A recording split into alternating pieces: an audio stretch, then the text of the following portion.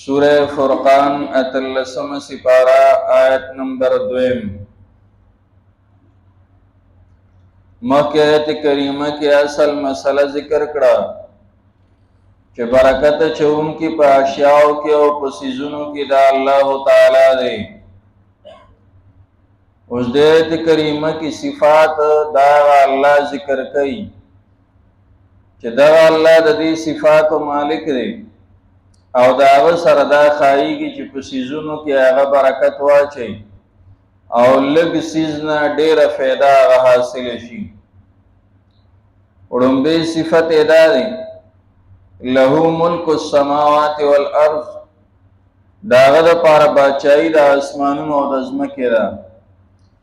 بادشاہ د دې ټول کائنات هغه یو الله تعالی دی او چې د کم ملک او د کم ځای بادشاہي نو اختیار هغه سره څوک نوکر کوي او که څوک وباسي او که چاله سزا ورکوي او که چېنه څوک معاف کوي، ټول اختیار چېنه هغه سره بادشاہ اختیارمند دی.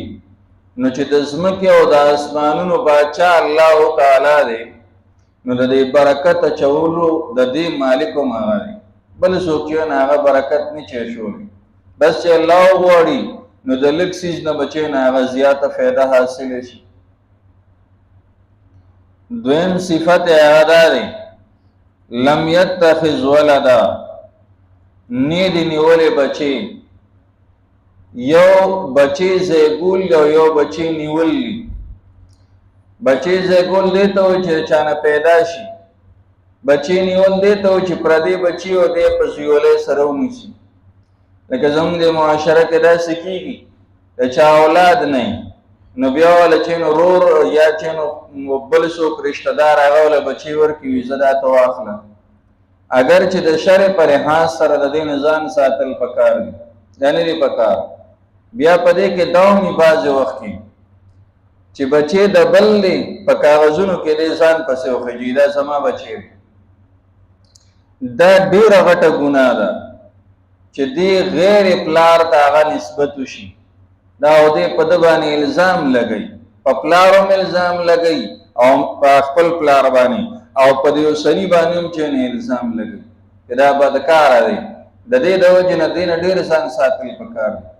بله دا وي چې کله په زویولۍ سره دی ونیسي هلک هغه بالغ شو نو د ده د ښځې که ورسره بله څه رشته نشته نو د هغې ته نه پرده ده.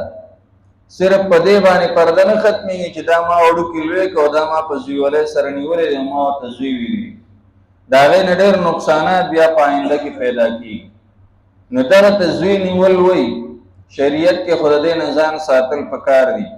خو د یهودو به وی الله تعالی چې نه هغه په زویولۍ سره عیسی علیه السلام نیولی دی، عزیر علیه السلام، او عیسیانو به وی عیسی علیه السلام یې نیولی دی. مشرکانو به وی ملائک چې نو دا د الله تعالی لونه دی، دا د هغې عقیدې وي. نو داسې نه وي چېرې د هغه دپاره العیاذ بالله ښځه ده او د هغې نه پیدا شوې ده، نه په زویولۍ نیولې دي. څنګه دی الله ته دومره نږدې دي او دومره مقرب دي، څنګه چې یو نیازبین زوی هغه پلار ته یو درخواست وکړي او پلار ته نه انکار نشي کولی، دقه شانتې چې دی الله تعالی ته وایي نو الله ته نه انکار نشي کولی، کار خامخا کوي. په دې عقیده باندې ورته چې نو زوی وي او په دې عقیده باندې ورته لونه وي، الله په هغې هم رد کوي چې داسې هم زما لپاره نشته چې زه د هغه د هغه درخواست نه مجبوره شم او خپله فیصله هغه بدله کړم. داسې الله تعالی باندې هېڅوک هم نشته. محبوبان یې شته، د ټولو نه محبوب جناب محمد رسول الله صلی الله علیه وسلم دی.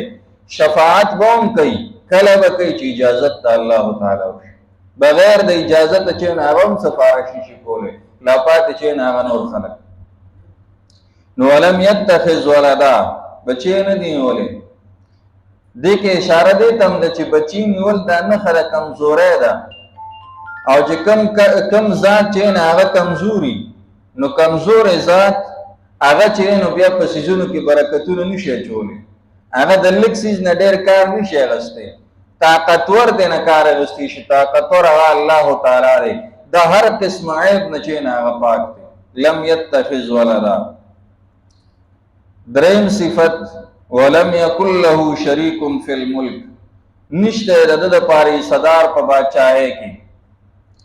زمونږ د دنیا بادشاہي چی نو پاره کې یو صدر یو بل وزیر اعظم، نو بعض وخت کې وزیر اعظم یو شی پاس کې او چې صدر په دستخط نه کړی شي نه پاس کی، یا صدر چې نه هغه یو خبرو کی چې یاره دا کار چې نه هغه داسې کول پکار دي، او چې وزیر اعظم نه پاس کړي نه کی، هغه یو بل ته محتاج دي، بغیر د هغې نه نشي کولی، صدار دي پکې.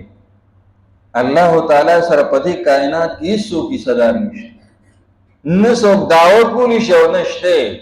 که چا دعوه هم کړه چېرې دا صدار دی، په دروغه باندې ده، سزاګانې د جهنم ورله تیارې دي. او په دې دنیا کې هم که په هغه باندې ته امتحان وکړي نو هغه کار کولی نه شي، هسې به دعوه د صدارۍ لري. نو ولم یکن له شریک فی الملک. څلورم صفت یې دا دی وخلق کل شیء، هر یو شی دقه الله تعالی پیدا کړی. په دې کائنات کې چې ټولو کې نظر او فکر وکړي چې کوم شی هم تا ته په نظر راځي د هغې پیدا کوونکی هغه الله تعالی دی. د هغې چې نو پیدایش الله تعالی کړی. ذهن ته به دا راځي چې دا اوس دا چابیانې دي، نو دا چابیانې دا په دغه کې جوړې شوي، په کارخانه کې جوړې شوي. نو چابي په کارخانه کې جوړه شوې ده، خو چې د دا رقم څیز نه جوړ شوی دی نو هغه الله پیدا کړی. بنیادي څیز خو الله تعالی پیدا کړی، ده پکې صرف لږه تبدیلي را تبدیلي وکړو د خپلې فایدې لپاره استعمال، یو خاص فایده ترې نه دی اخلي. د هر څیز پیدا کوونکی دا به زمونږ عقیده هغه الله تعالی دی. نو چې هر یو شی پیدا کولی شي نو په لږ څیز کې تعالی خیر او برکت نشي جوړ. او پنځم فقدره تقدیرا، اندازه کړی دی ور په اندازې سره. هر یو څیز له یو خاص اندازه مقرر کړی ده. انسان پیدا کړ، دله یو خاص حیثیت ورکړی دی، د غور او د فکر هغه طاقت یې په ده کې اچولی دی.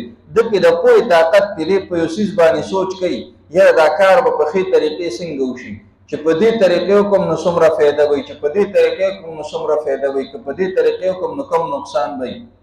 دا صرف او صرف انسان کولی شي، دا بل څوک نشي کولی. دارنګې چې نو حیوانات دي، ځناور یې پیدا کړي دي، هغې دپاره یو خاص اندازه مقرره کړې ده، شعور یې پکې اچولی دی. څاروي په یو لار بوځه، دوه درې پیرې بوځه، پټي ته واپس یې راوله، پړې پې په بله ورځ ور واچوم، پاکه لار باندې به روان هغه به راځي چې نو خپل ځای ته به ځان را رسوي.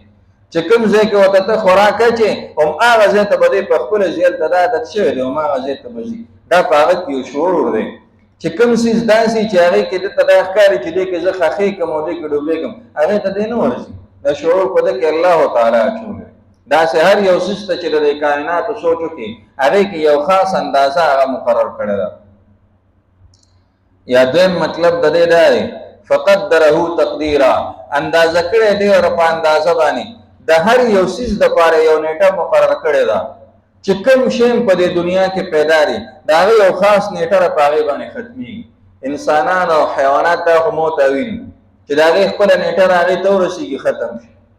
خو د نورو څیزونو ته وګوره، اونې ته وګوره، وړه وي، غټه شي، ښه میوهداره شي، خلک ورسره لاړ شي، مړه شي، دوه او درې نسلونه ورسره ختم شي، هغه ونه ولاړې خو اخر هغه وچه شي. یو وخت په هغې باندې همداسې راځي چې هغه وچه شي، هغه چې نو ختمه شي. داسې چې دا غرونه دي، نو په دې غرونو کې په دنیا کې وګوره نو څه غرونه هغه داسې په دې دنیا کې ختم شي، تراشي یې خلک که نه، هغه چې نو ګټې ته نه راوباسي ختم شي.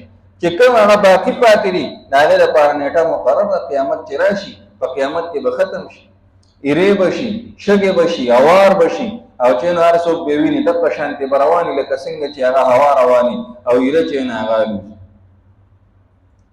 یا دریم دا فقدره تقدیرا، اندازه کړی دی لپاره تقدیر. د هر یو څیز دپاره لیک شوی دی. لیک انسان پیدا شو، د ده عمر به څومره د پیدایش نه مخکې د ده عمر به څومره، دی به نیکبختي که دی او بدبختي، دی به نیکۍ ډېرې کوي که بدۍ به ډېرې کوي، دی به د مور او پلار تابعداري که دی به نافرمان، دی به فسادي وي او که دی په معاشره کې خیر خوروي، دی به خلکو سره ښېګړې ډېرې کوي که دی به خلکو ته نقصانونه هغه ډېر رسوي. د ده ژبه به هغه څنګه استعمالېږي، د ده قدمونه به هغه څنګه استعمالېږي. دا ټول لیک چې هغه مخکې شوی دی. د دې لیک دا مطلب نه دی چې دا انسان مجبور دی او دغه لیک شوی دی همدغه شانتې به دی کوي.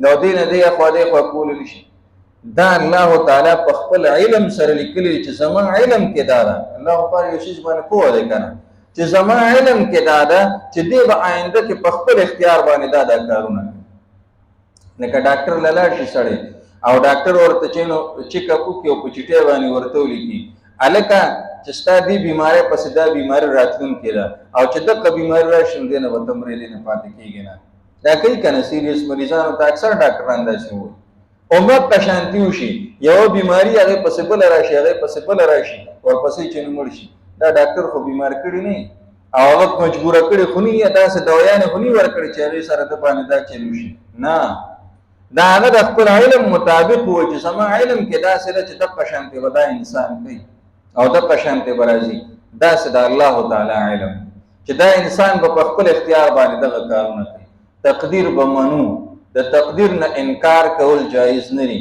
چا چې د تقدیر نه انکار کړي او منل نه لري هغه د ایمان نه وتره هغه مؤمن نشي پاتې کېږي دا د بنیادی عقاید نه ده چې تقدیر دا شته دا به معنی خو انسان مجبور نه دی دا کم کارونه چې په خپل ژوندۍ کې کوي دا د خپل اختیار باندې کوي پیدا کوم کې الله تعالی